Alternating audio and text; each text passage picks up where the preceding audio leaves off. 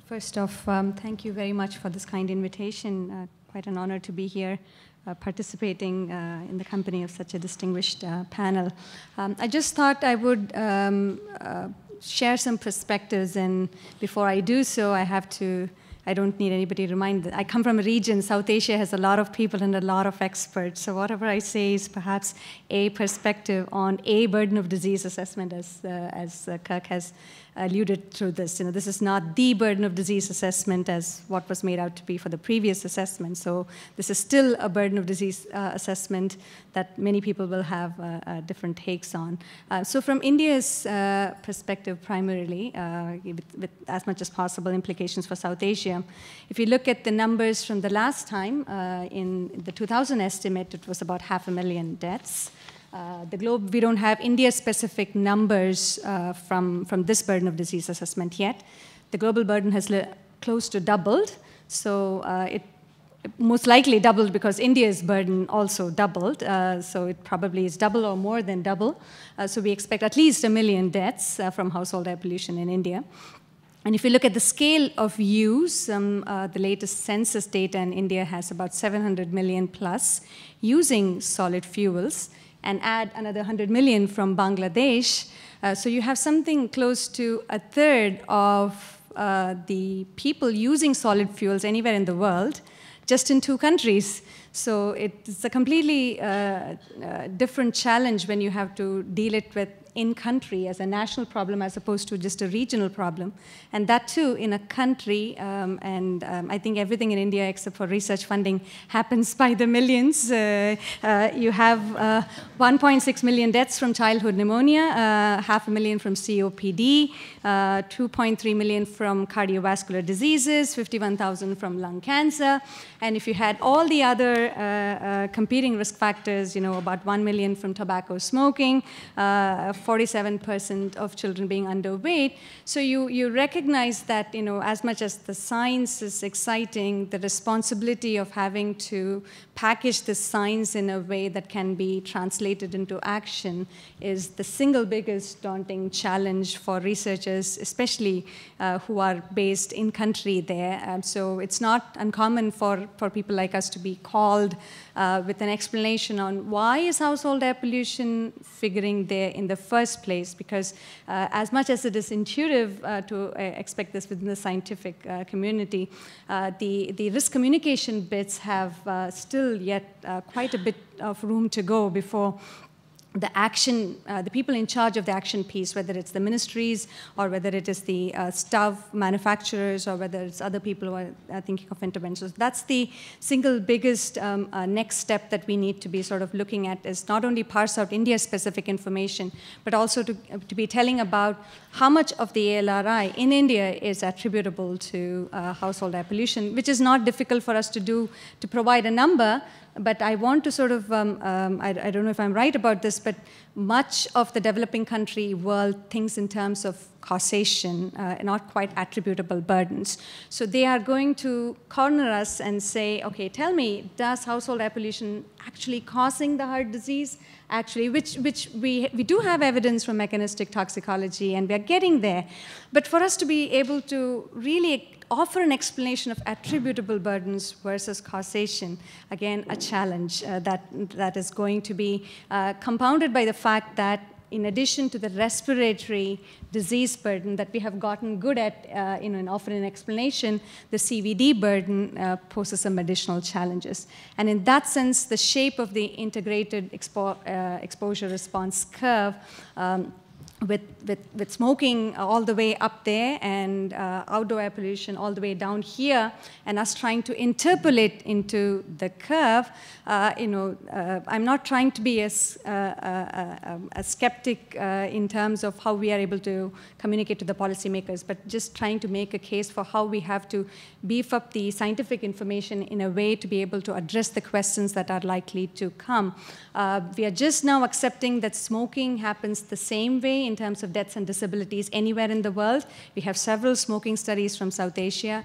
We are just getting there for outdoor air pollution. And Samir is here. He's worked quite a bit in this region. He knows more about the policy context here. If you go and tell a policymaker that outdoor air pollution is actually responsible for cardiovascular disease, we are not there yet to begin accepting this.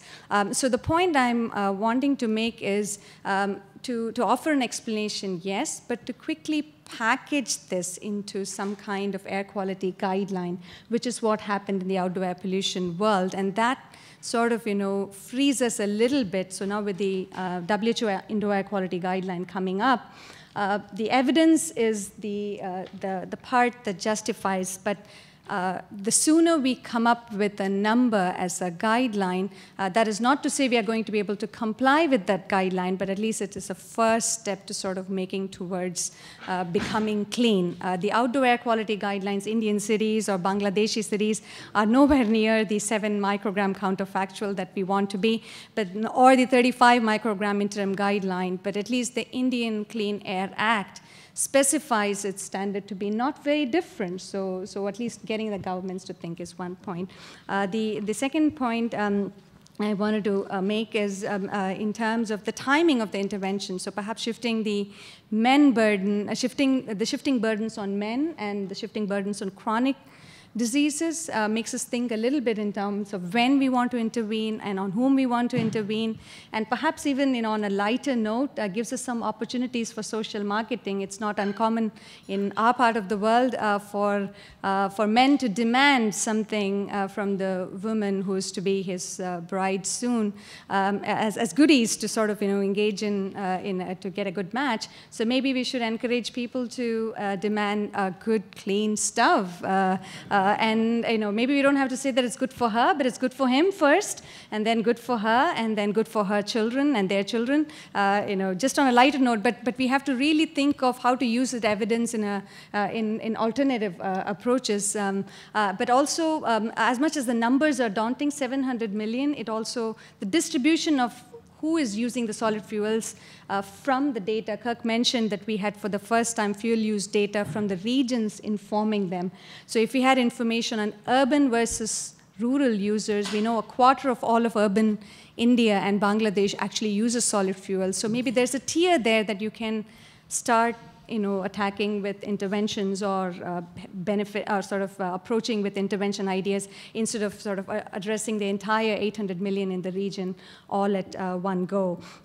I want to end with, there's quite a few in terms of the nuances that I can talk about in responding to questions, if you wish. I was reminded by Kirk, who forwarded a recent article about the experience in developed countries in phasing out lead.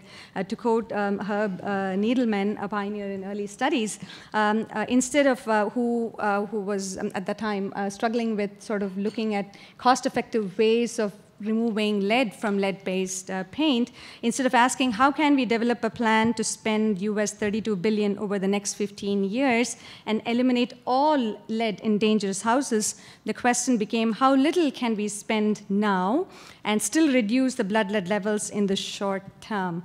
So it's really important for lessons to be learned from public health interventions elsewhere, the success of it and the challenges of it. And I think, as Kirk mentioned, we do know the counterfactual of 7 micrograms produces the benefits. So the real push is to be sort of really looking at what would get us to that ideal goal, recognizing that the perfect should not be the enemy of the good, but the better should not be the enemy of the best either. And DC being the driver of global policy, here we are in Washington, DC. So when we all go back to India and have to deal with lots of different competing problems and competing answers as a scientist, I want to quote and end by quoting Dr. Margaret Chan, who very eloquently gave an editorial for this. We must not forget the real need is to close data gaps, especially in low-income and middle-income countries, so that we no longer have to rely heavily on statistical modeling for data on the disease burden. And I do hope that the Alliance will teach and train drivers from the region so that we can close these gaps. And there's no better opportunity to do so, as Kirk mentioned, not only for household air pollution. I think there was a lot of regional representation in all this data set. So here's the perfect opportunity for us to be able to tell our own policymakers, this is not some esoteric modeling data set. This is data that was informed quite a bit from in-country studies on health, on exposures, and therefore we can inform policy in a very customized way. Thank you.